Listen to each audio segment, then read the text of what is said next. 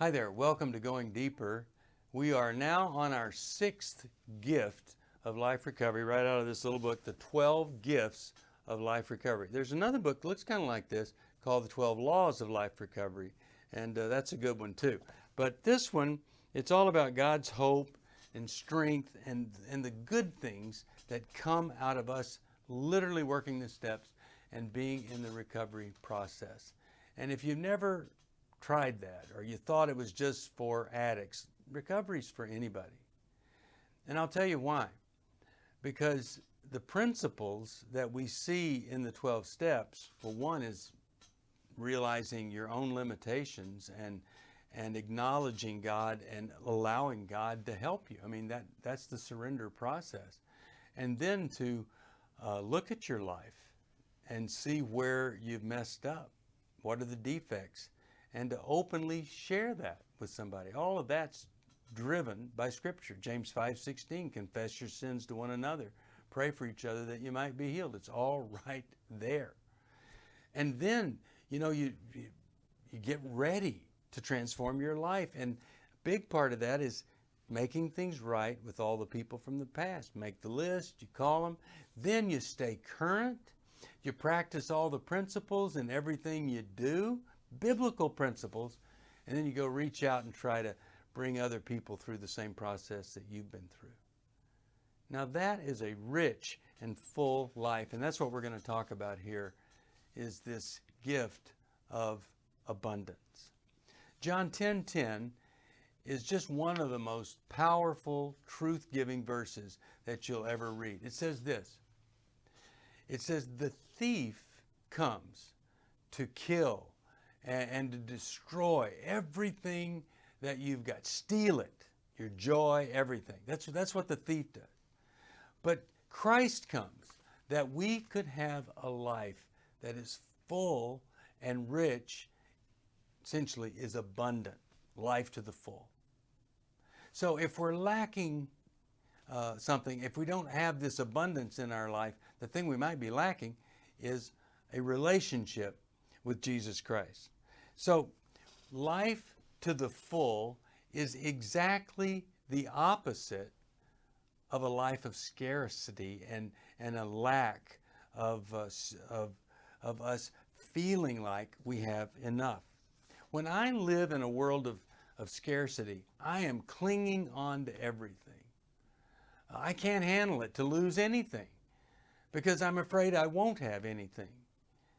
But when I'm living life to the full, I am so free. I'm free to receive other things that God might have for me. That's what it's like to live in abundance.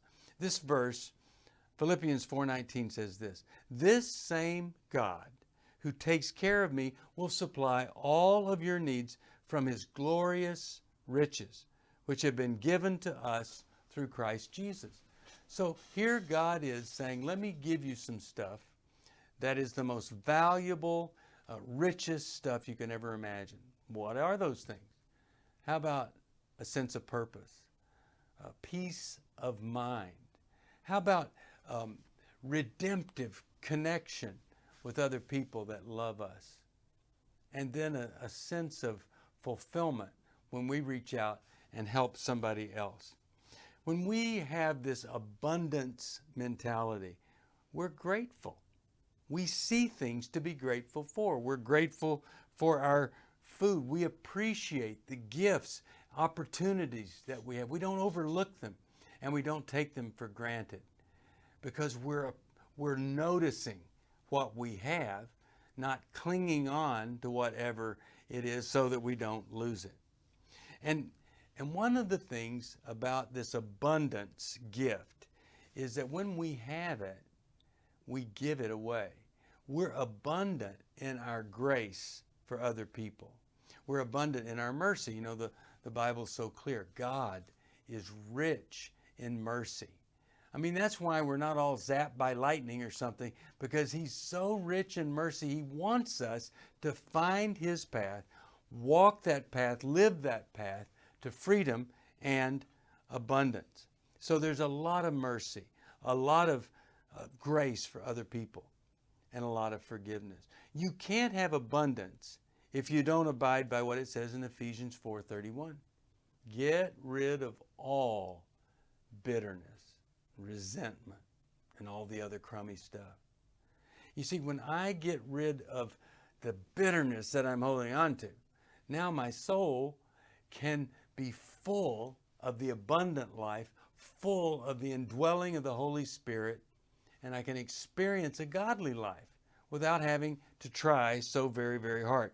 But so it's just like out with this old crummy stuff where I'm angry, I'm bitter, I'm holding on to these grudges, and then I usher in this new sense of abundance. Now, there's a little acronym that I think always leads to abundance. And it's so trite and simple, you'll probably think that it's too trite and simple for you. But it's the word joy. If I want to live abundantly, what do I need to do? J stands for, don't be shocked at this, Jesus. I put Jesus first. How do I do that? I accept Jesus as my Savior, and then I look at the way He treated people, and I try to treat them that way. I look at the things He did, what He taught, what He valued, and I do that. So that's Jesus. The O, I don't want to shock you here, stands for other people. I put them second. Jesus first, others second. And I try to do for them what I would love somebody to do for me. But I'm not doing it so somebody will do it for me. I'm doing it because that's my mission. And that's part of my ministry. And it fills me up. And then why? Yourself. Now I'm third. And I focus on me. And I do get my needs met. You don't just trash yourself. But you're right up there in the top three. It's just that Jesus and others are first. So if you want to experience this abundance, it really does help to use this little acronym. Putting Christ first, others, and then yourself third. Now, here's a real key about abundance. If I don't feel like I'm enough, I will never ever experience this gift of abundance. And the reason that I don't feel like I'm enough, or I compare myself to other people and feel like I'm one down, is usually shame. When I don't have shame, I'm not comparing myself to other people. I mean, somebody might have a position higher than me, but I don't think that makes them better than me because they probably got some really, really big problems that we don't see. Just because you don't see their problem doesn't mean your problem is bigger than somebody else's problem. Our job is just to take care of whatever problem it is that we have. And you are enough. God has created you uniquely and divinely, knit you in your mother's womb. And so you live into that versus thinking, I'll never measure up. I'll never be worthy of anything. Listen to 2 Peter 3:18. It says, but grow in grace and in the knowledge of our Lord and Savior, Jesus Christ. When we have this abundant life, we are growing, and that growth makes us more grace-filled, makes us more mercy-filled, because more of our life is incorporating Jesus Christ into it. Now, some people criticize the 12 steps because they say the word higher power, or two words, higher power versus God or Jesus. Well, I want to tell you, I know a lot of Christians. They've been a Christian for a long time, and they're going to go to heaven. No question about it. They've accepted Christ as their Savior. But you know what? Jesus is not their higher power. Is Jesus your higher power, or is your ego, or the way you were raised, or your culture, or whatever it is, your religion? You know, maybe it would be great if we want to live this abundant life, we truly let God, through Christ, be our highest power, and watch what He's done, what He will do. Sometimes we let other people be our higher power, and in our codependency and our learned helplessness, they control everything that we do.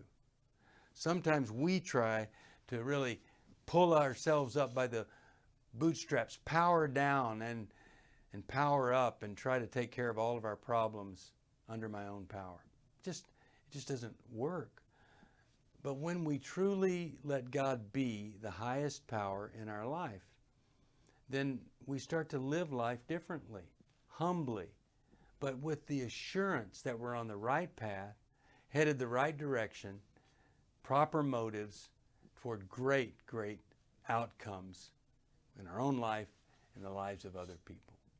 So all of that is about abundance, the opposite of scarcity. And I'm praying that something we've said here has helped you go deeper into your awareness of maybe some scarcity thinking, and you flip over and start thinking abundantly. It's all from this little book, The 12 Gifts of Life Recovery. You can get this or any question answered that you have at 1-800-NEW-LIFE. Thanks for joining me, and I will see you next time.